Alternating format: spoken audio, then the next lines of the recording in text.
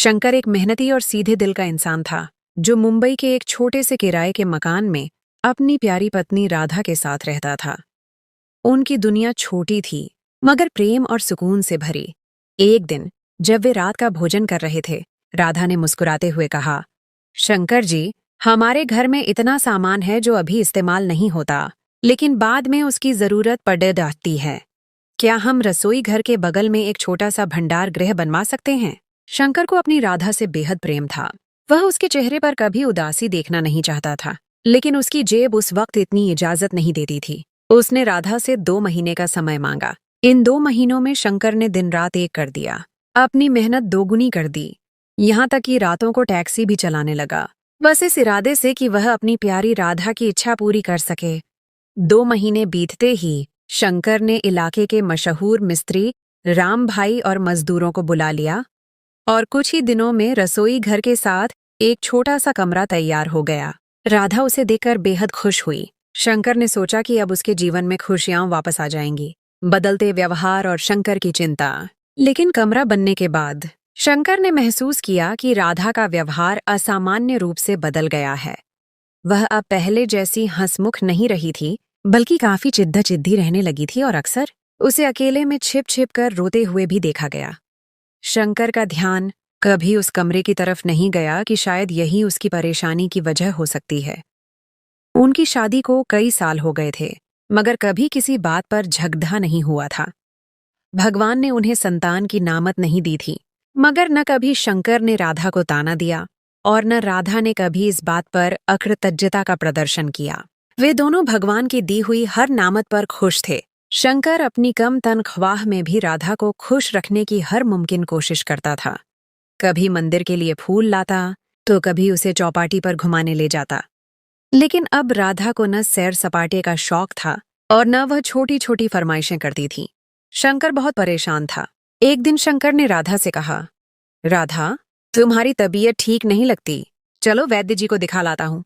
बहुत मनाने पर वह राजी हो गई। वैद्य जी ने बताया कि राधा किसी गहरी परेशानी में है। शंकर ने राधा से पूछा तो उसने कहा कि उसे कोई परेशानी नहीं है। शंकर को लगा शायद यह संतान न होने की वजह से है, लेकिन जब उसने दोबारा इलाज की बात की तो राधा ने सख्ती से मना कर दिया और कहा कि अब मुझे किसी इलाज की जरूरत नहीं है।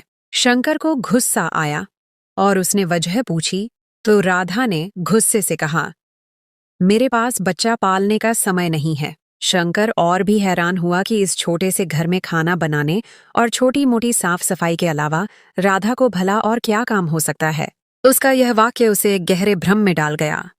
बढ़ती दूरियां और नया संदेह। एक रोज शंकर ने ऑफिस जाते हुए राधा से कहा, आज मैं जल्दी आ जाऊंगा और मेरे साथ मेरे कुछ मित्र गोविंद और राजू भी होंगे।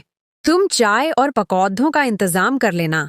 इस बात पर राधा का चेहरा FQ हो गया और उसने पहली बार शंकर पर ऊंची आवाज में चिल्लाकर कहा, मैं यह सब नहीं कर सकती, मैं क्यों करूं? इस बात पर उन दोनों में खूब लड़ाई हुई।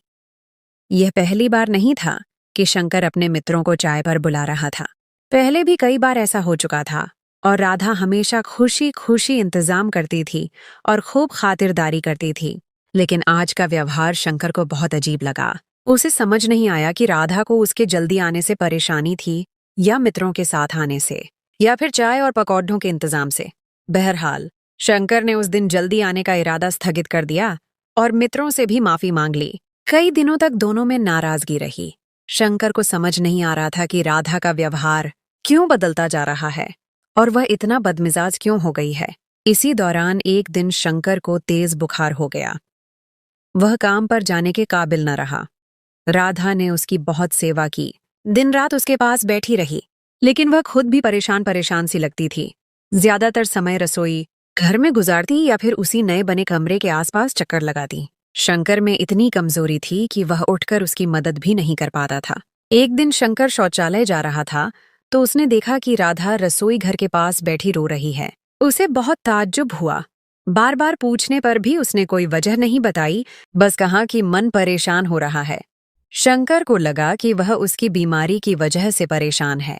राज की फुसफुसाहट और कमरे का रहस्य। अगले दिन शंकर गहरी नींद में सोया हुआ था कि एकदम से खांसी से उसकी आंख खुल गई। उसे कुछ फुसफुसाहटों की आवाज सुनाई दी।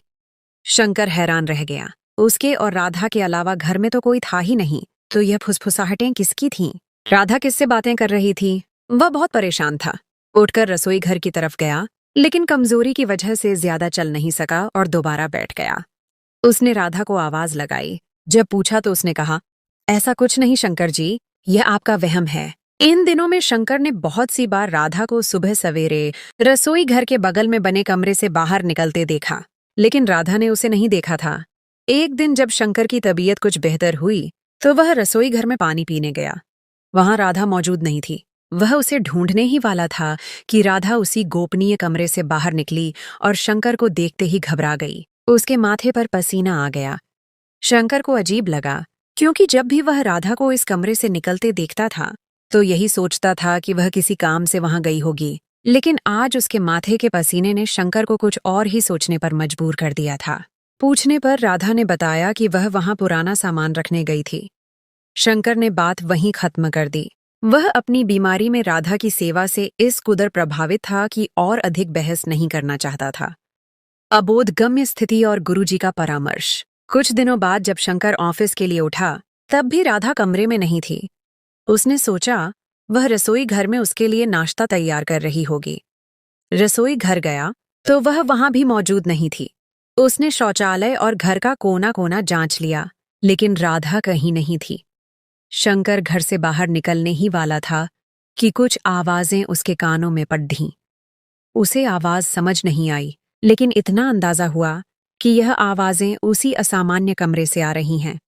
उसने दरवाजा खींचा तो वह अंदर से बंद था। शंकर अभी परेशानी में ही था कि राधा पीछे से आ खड़ी हुई।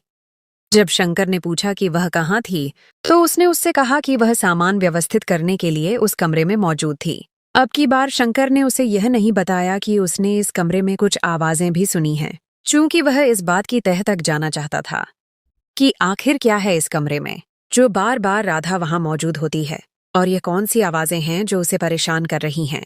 शंकर दिन रात इस परेशानी में घुलता जा रहा था।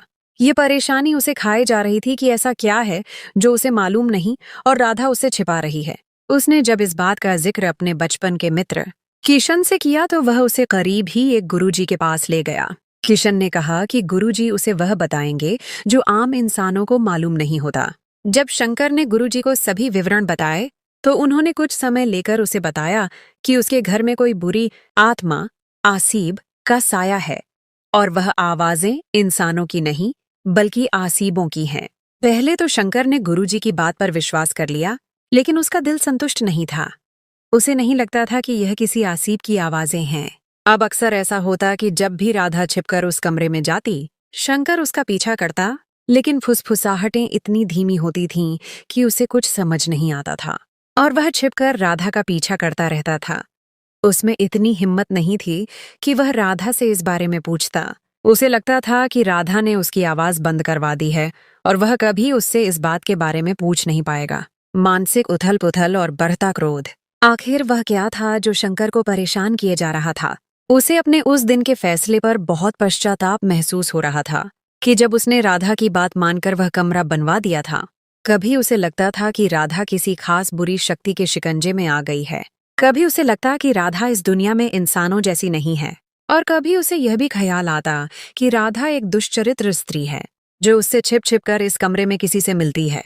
लेकिन वह कभी एक फैसले पर कायम नहीं रह पाता था कि किसी भी आधार पर अपनी राधा पर कोई आरोप लगाए। उसे कोई सुराग नहीं मिल पा रहा था।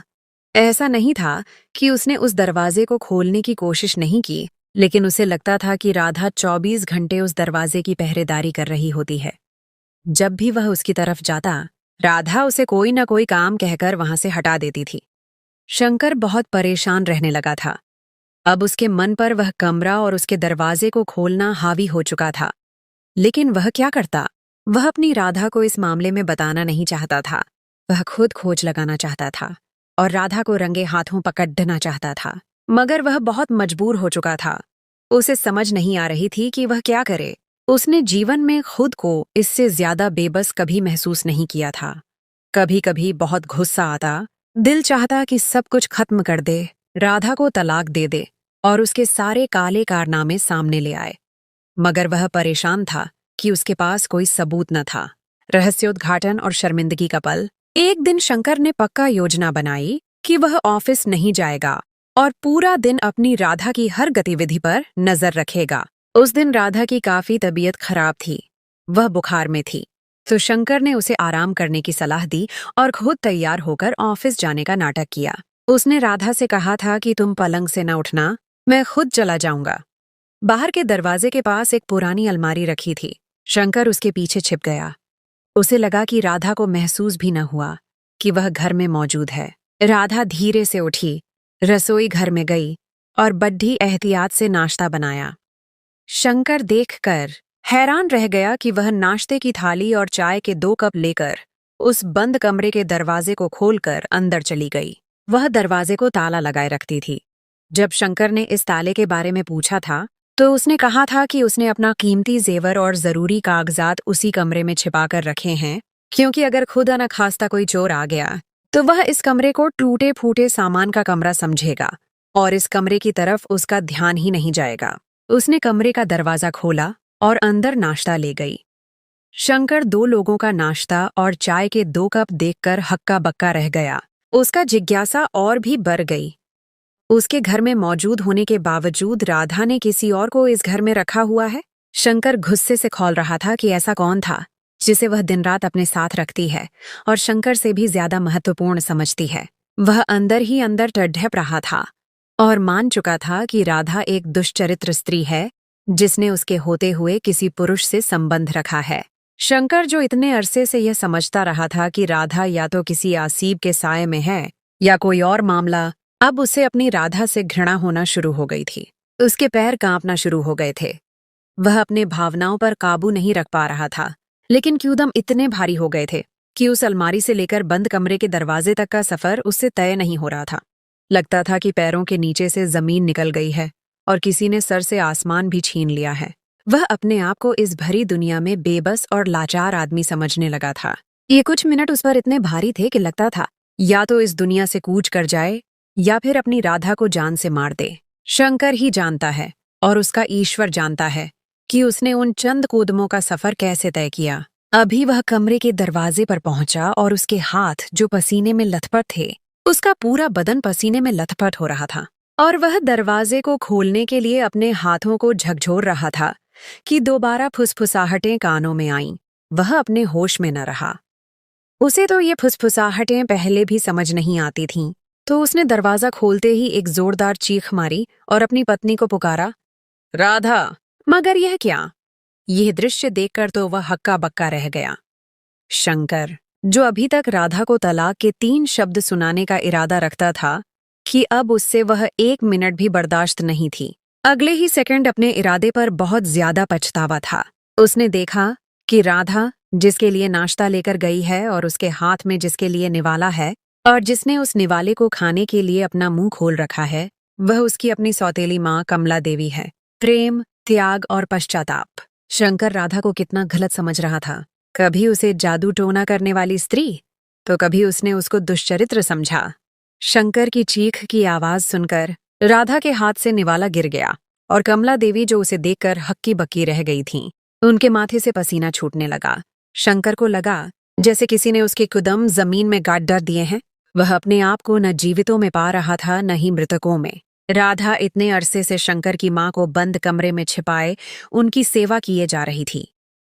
यह शंकर का फर्ज था, मगर वह अपने फर्ज से भागना चाहता था। वह अपनी सौतेली मां को कभी भी अपनी मां मानने पर तैयार न था। उसे वह शुरू से ही कबूल न थी। उसे लगता था कि उसकी सगी मां की मृत्यु की वजह भी उसकी सौतेली मां ही है। हालांकि वह जानता था कि ऐसा कुछ भी नहीं है, लेकिन मन से कुछ बातें बिल्कुल भी मिट नहीं सकती थीं और वह अपनी सौतेली मां को स्वीकार करने पर तैयार न था।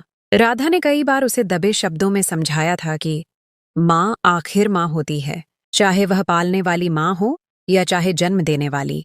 लेकिन इस बात पर शंकर की तीव्र नाराजगी ने राधा को जोर न देने पर मजबूर कर दिया था। राधा यह बात जानती थी कि शंकर अपनी सौतेली मां से बहुत नाराज है और कमला देवी बहुत मजबूरी में राधा से मदद मांगने के लिए आई थीं, क्योंकि उनके पति शंकर के पिता के मरने के बाद मकान मालिक ने उन्हें घर से निकाल दिया था और उनके पास रहने को कोई ठिकाना नहीं था। राधा दयालु स्त्री थी। वह शंकर की मां को अपनी मां जैसा मानती थी लेकिन घर में अनबन न हो, इस वजह से उसने शंकर से यह बात छिपाए रखी और शंकर की मजबूर माँ को अपने घर में जगह भी दी। वह बहुत परेशानी की स्थिति में रहती थी, क्योंकि वह दोनों तरफ से फंस चुकी थी। एक तरफ पति था, तो एक तरफ उसके दिल में दयालुता थी कि वह शंकर की माँ को भी अपनी माँ का दर्जा देती थी। राधा का इतना बड्ढा मन देखकर शंकर शर्म से पानी पानी हो गया। उसने राधा को और अपनी सौतेली माँ को अपने बिस्तर पर बिठाकर नाश्ता करवाया और सभी घटनाएं सुनकर वह इतना रोया कि राधा और उसकी माँ के चुप करवाने पर भी उसकी हिचकियां नहीं रुक रही थीं। उसे लग रहा था कि कोई आए और उसके हाथ काट दे। उसे लग रहा था कि वह एक चोर है। ऐसा लगता था कि उसने किसी के हक पर डाका डाला है। आज उसे समझ आ गई कि इंसान का धनवान होना ही काफी नहीं होता, बल्कि अगर उसके दिल में नर्म कोना और इंसानियत हो तो वह राधा जैसे लोगों की तरह महानता का प्रदर्शन कर सकते हैं। एक नए आरंभ की किरण और उज्ज्वल भविष्य। इस घटना के बाद शंकर और राधा की जिंदगी पूरी तरह बदल गई। शंकर ने अपनी माँ को घर के एक सम्मानित सदस्य के रूप में स्वीकार किया और उनकी देखभाल की जिम्मेदारी खुद ले ली। राधा को अब और छिपाने की जरूरत नहीं थी और उसके चेहरे पर फिर से वही मुस्कुराहट आ गई जो एक अरसे से गायब थी। शंकर ने महसूस किया कि उसकी पत्नी का चिद्धापन, उसकी परेशानी और वह सभी बातें जो उसे समझ नहीं आ रही थीं, दरअसल एक महान त्याग और प्रेम का परिणाम थीं।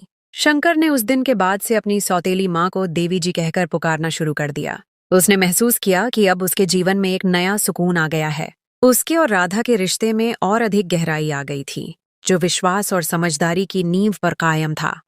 इस कहानी ने उन्हें सिखाया कि कभी-कभी जो चीजें हमें परेशान करती हैं, वह दरअसल किसी गहरे राज या किसी महान पुण्य का आवरण हो सकती हैं, और प्रेम, धैर्य और सच्चाई के साथ हर मुश्किल का सामना किया जा सकता है। दोस्तों, ये कहानी हमें सिखाती है कि रिश्ते संदेह से नहीं, बल्कि विश्वास से बनते हैं। और कभी-कभी हमारे सबसे करीबी लोग भी एक ऐसा बोझ उठा रहे होते हैं जिसका हमें अंदाजा नहीं होता। क्या आपकी जिंदगी में भी ऐसा कोई राज या ऐसा कोई पल आया है जब आपने किसी को गलत समझा हो? अपने विचार हमें कमेंट्स में जरूर बताइएगा। अगर आपको यह कहानी पसंद आई है तो इसे लाइक करें, शेयर करें और हमारे चैनल को सब्सक्राइब करना न भूलें। मिलेंगे आपसे किसी और शानदार और शिक्षाप्रद कहानी के साथ। तब तक के लिए अपना ख्याल रखें।